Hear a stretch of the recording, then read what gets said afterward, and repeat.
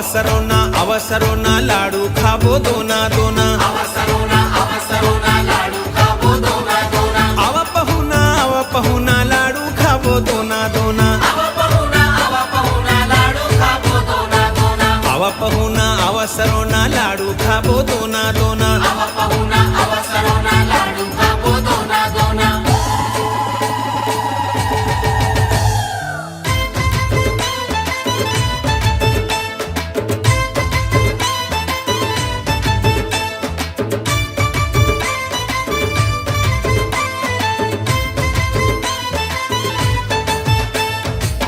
ममता करुणा दया बरसोइया नीमतरी मोर शीतला मैया खारुन नंदिया तीर बलावे आमतरी मोर शिव घड़िया अवसरोना लाडू खाबो दोना दोना अवसरोना लाडू खाबो दोना दोना आव पहुना अवसरोना लाडू खाबो दोना दोना आव पहुना अवसरोना लाडू खाबो दोना दोना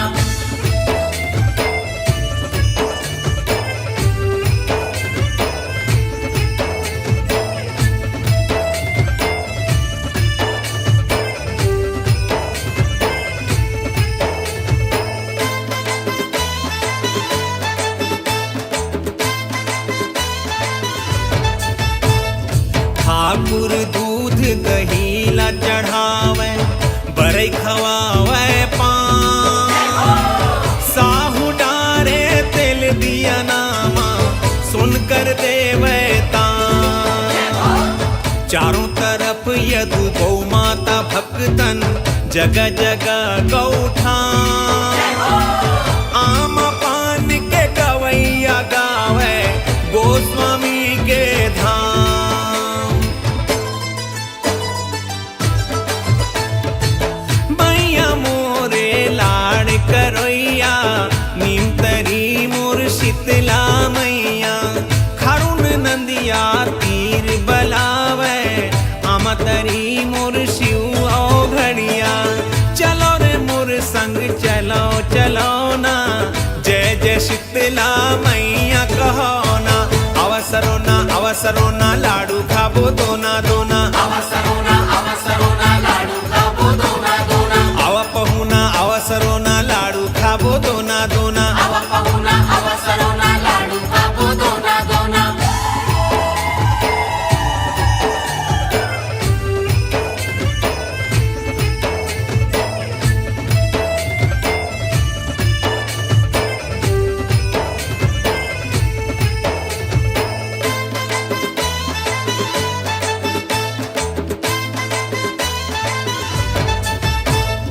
बड़े बड़े मछली कछुआ के पावन है बंधा जल चढ़ावे आवे कांवरिया गांव के शिवधाम सतनामी जय सतनाम गावे पंडित बाँचे पुराण कहूँ तक गूंजे जय भोले बाबा कहूँ गूंजे श्री राम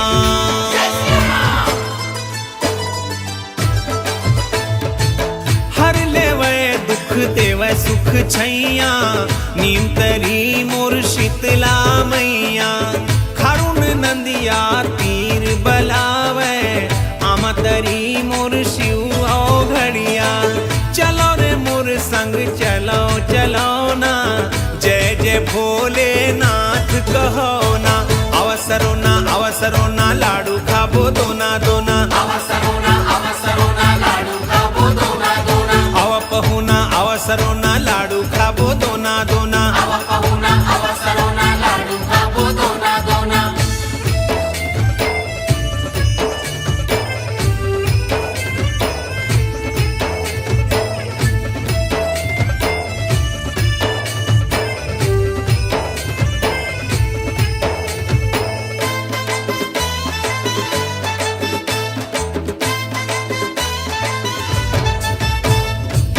जौनी महादेव घाट मा महादेव देव थे वरदान देरी शिव शंकर भोले बाबा गूंज थे गुणगान जीवन देवैया संकल्प अंगना गूंजे जय श्री राम।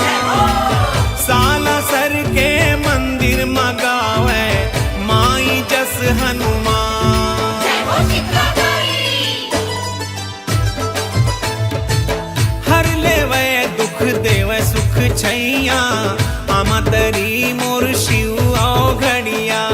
ममता करुणा दया बरसोइया नीम तरी मोर शीतला मैया।